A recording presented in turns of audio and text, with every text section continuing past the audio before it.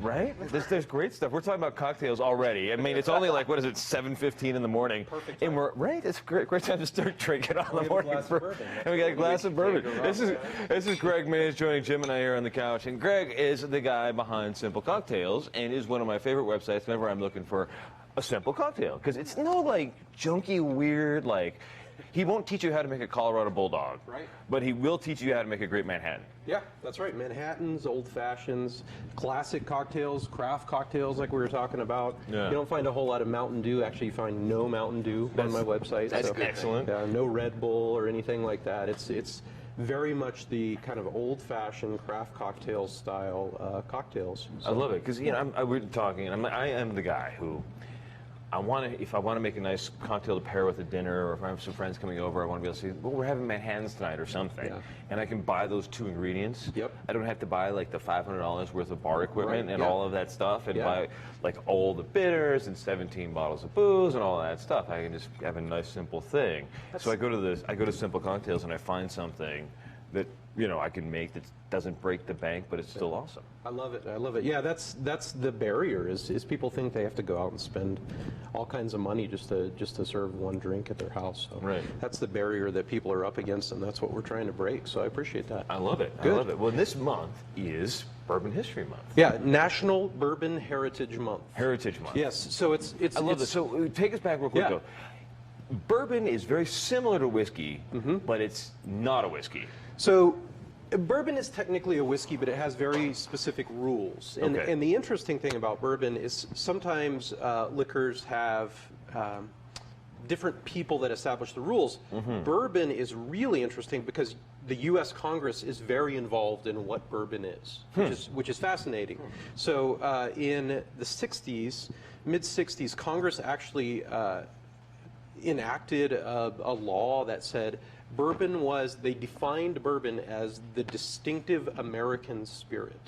And I've so seen that on the bottles. Yeah. I just thought that was somebody's way of just marketing tactic. Right, that's what I thought it was. I didn't realize it was federal law. I know, it is, yeah. So here's the rule. To be a bourbon, it must contain at least 51% corn. Okay. And it must be aged at least 2 years in a new charred oak barrel. And the charred barrel is what I'd always heard, because like whiskey is generally just done in the oak barrel. Right. And then some guy like in the 1800s is like, what happens if I burn it? Right. And they set it on fire. You can see videos online. It's just these open barrels with fire shooting out of them, and they toast it. That's what gives you kind of a caramel flavor. Is it it tastes like campfire or whatever? That's why is they've burnt the barrel out. And the interesting thing is, we make hundreds of thousands of bourbon barrels and bourbons in the United States. Once you've used them once, you can never use them for bourbon again. So they get sent. They age tequila in old bourbon barrels. Interesting thing I learned is Tabasco is actually aged 3 years in used bourbon barrels. Oh, no way. Tabasco That's sauce awesome. specifically. Well, Marble Brewery did, I think it was Marble, did a beer that was a bourbon barrel aged beer. Yeah, we got all these It was bourbon great. barrels. It was cool. Might as well use it for something. Yeah, Right. exactly. Once they use, so only once. Yeah, that's exactly right. So wow. So that was the 60s. Then we went to about I think it was about 2007. A Kentucky senator, of course, a Kentucky senator. Right. Does bourbon have to come from Kentucky? Yeah, that's so. Is it like champagne? 90% of bourbon has to come from Kentucky. I mean, 90% comes from Kentucky, but it doesn't have to. There's Colorado bourbons. We have a bourbon in northern New Mexico, Taos Lightning.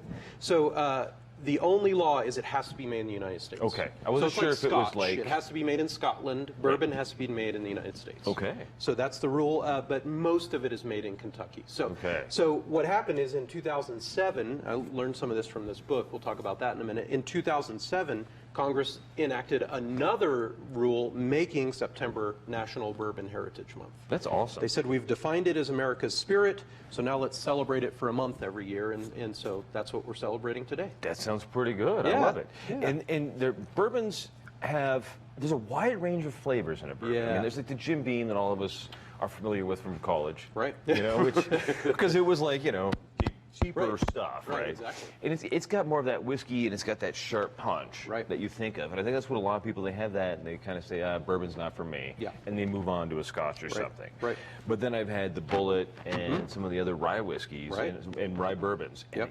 And they have this entirely different, real mellow flavor. Yeah, they do. And as long as I've been doing a cocktail blog, I've learned a lot about bourbon specifically. Actually, this book just came out, but I wanted to bring this too. This is called Bourbon Curious. It just came out at the beginning of this month. We could do this here. So, and the book has information on how to make cocktails, how to do everything? It has a few, it might have 5 or 6 cocktails. It doesn't have a lot. So a lot of it is about bourbon in general. It's about how stories are a really important part of the bottle. You know, what story are we going to associate with our brand? But about half of the book is exactly what you're talking about. What he does is he separates popular bourbon brands into 4 flavor profiles, and it blew my mind when I read that, because he separates it into grain forward bourbons, nutmeg forward bourbons, caramel forward, and cinnamon forward. So I'm flipping through the book, and I get to the cinnamon forward, and I'm like, this picture is every bourbon I love. And so I was like, that's what I need to do, is just look for all the other cinnamon forward bourbons. Right. And so that's I wish I could say it had enough bourbon wheel and the difference between all 4. Yeah, you'll get there. You'll get there. Yeah. Yeah. So I got plenty of years to try it all. that's right. Yeah. That's right. Yeah. So I brought a few bourbons today, mostly 4 Roses. But the interesting thing is, all of these, all 4 Roses and Wild Turkey, they're all cinnamon forward bourbons. Okay. And so those are ones I really like. This is George Stagg Jr., which is a nutmeg forward bourbon.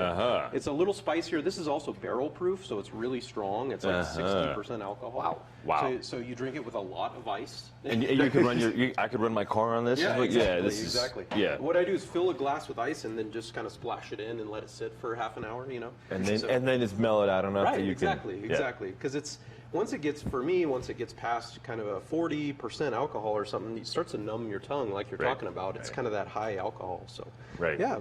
That's cool. Yeah, these are not the bourbons you want to, like, you don't go to the bar and order shooters of these. Yeah, not at all. Maybe this one. So this is 4 Roses. They call it Yellow Label. That's like a $25 bourbon. It's a great bourbon, but it's one that you can make. Yeah, I don't think you want to order shooters of bourbon. Period. You know. Right. No, it sounds tough. Yeah. No, sounds like a really bad morning after. It's one of those things you want to sip on. You know. Right. So, yeah. So. Why the 4 Roses? How did you end up bringing them? I don't know if I know the brand 4 Roses. Yeah, so 4 Roses actually is one of the oldest bourbon brands. So as you look at it, most bourbons, and this book actually talks a lot about it, Bourbon Curious, it actually goes into detail of when the brand was founded, which is really interesting because they may have founded the brand in the 50s or 60s or 10 years ago or something like that, but a lot of times they buy the rights to the name of a specific bourbon from 200 years ago. Right. And so it's this confusing thing.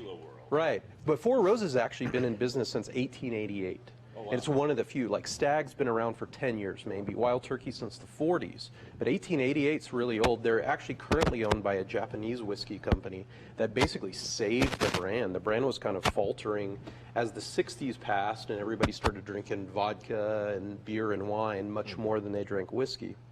Because that's what their dad drank. They didn't want to drink that anymore. Right, no doubt. And so what happened? All of us are wanting to drink what our grandfather drank. Yeah. Isn't it funny how that happened? So, and then 4 Roses was kind of resurrected. They were selling it mostly overseas, but they really resurrected it. So it's a great brand, and it's really affordable, 20, 40, 50 bucks for really snazzy bottles of 4 Roses. That's one to look out for. Well, one of the things I wondered about bourbon is that after they char the barrels, you know, one of the things with wine and with scotch, they always say, it's like, you want the oldest bottle you can get.